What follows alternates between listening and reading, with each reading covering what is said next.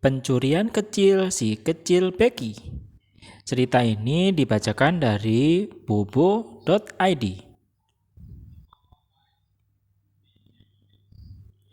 Si kecil Becky adalah pelayan seorang putri bangsawan di sebuah puri indah. Ia dan putri itu punya tanggal ulang tahun yang sama. Namun, nasib mereka amat berbeda. Putri itu bernama Christabel. Kecantikannya berkilau seperti kristal, sesuai benar dengan namanya. Chris dari kata kristal dan Belle artinya cantik. Setiap hari Becky melihat betapa Christabel dikelilingi kemewahan dan hujan hadiah dari ayah dan ibunya. Diam-diam, Becky iri sekali pada semua keberuntungan Christabel. Christabel, bahkan namanya saja sangat indah, bisik Becky sambil meraba bros bermata rubi yang amat cantik. Bros itu hadiah Mama Christabel untuk ulang tahunnya yang ke-12 kemarin. Sementara kemarin aku cuma diberi hadiah sepotong coklat, keluh Becky lagi. Ia sedang sibuk membereskan perhiasan Christabel, memasukkan semuanya ke dalam kotak perhiasan. Kotak perhiasan itu sulit ditutup karena sudah amat penuh. Becky harus bersusah payah mengaturnya agar semua perhiasan indah itu bisa masuk. Akhirnya semua berhasil masuk, tetapi tetap kotak itu tidak bisa menutup dengan benar. Dengan gemas Becky menarik seuntai gelang. Gelang itu tersangkut pada engsel kotak, menyebabkan kotak itu tidak bisa menutup. Mata Becky membesar melihat gelang itu. Seingatnya, Christabel tidak pernah memakai gelang itu.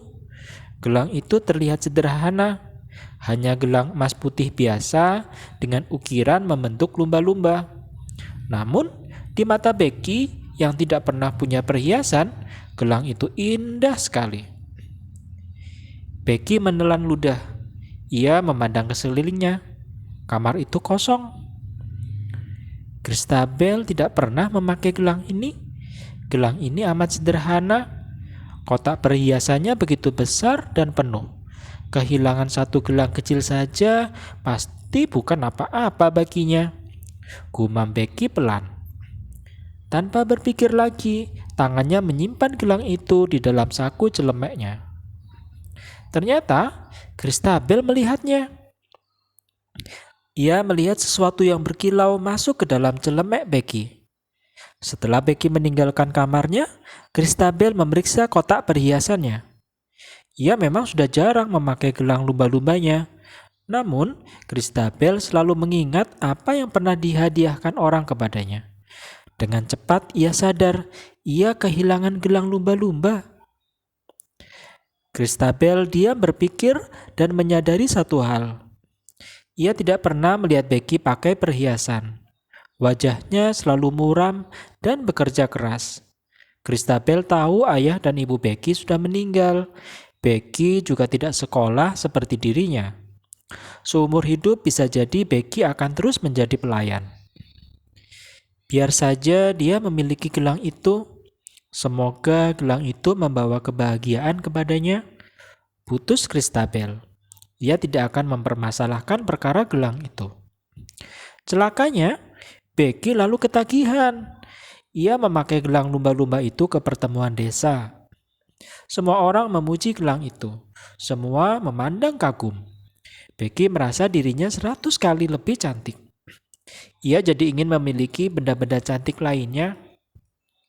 Saat ia menemukan jepit rambut bermata emerald mirip Christabel tercecer di bawah tempat tidur, Becky mengantunginya. Sekali lagi penduduk desa terkagum-kagum memandangnya. Begitu terus. Kadang Christabel memergokinya, tetapi dia tidak bilang apa-apa. Christabel pikir ia sedang berbuat baik.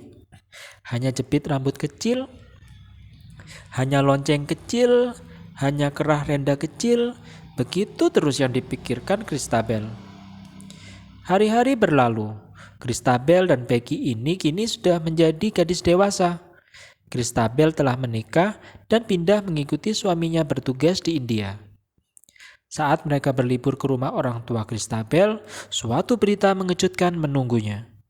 Becky dipenjara seumur hidup karena ketahuan mencuri.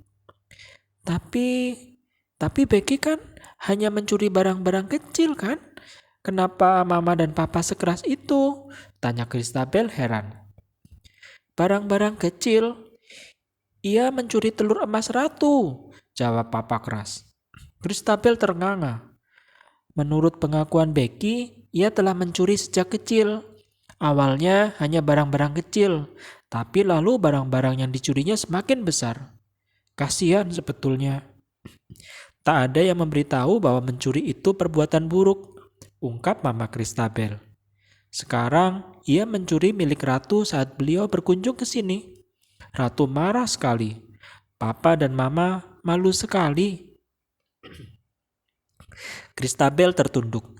Ia merasa itu sebagian karena kesalahannya. Ia membiarkan Becky tumbuh menjadi pribadi yang buruk.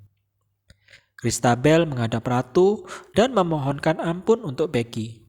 Diceritakannya betapa Becky kecil harus bekerja keras, sementara melihat dirinya berkelimang kemewahan. Diceritakan pula betapa ia telah ambil bagian dalam pencurian Becky. Akhirnya Ratu luluh. Hukuman untuk Becky diperingan. Saat Becky keluar dari penjara, Lady Christabel bersedia menampungnya di purinya. Saat itu Becky telah benar-benar insyaf. Ia amat mensyukuri keadaannya. Kebebasan dan ketentraman hati jauh lebih indah daripada perhiasan-perhiasan cantik yang pernah dicurinya.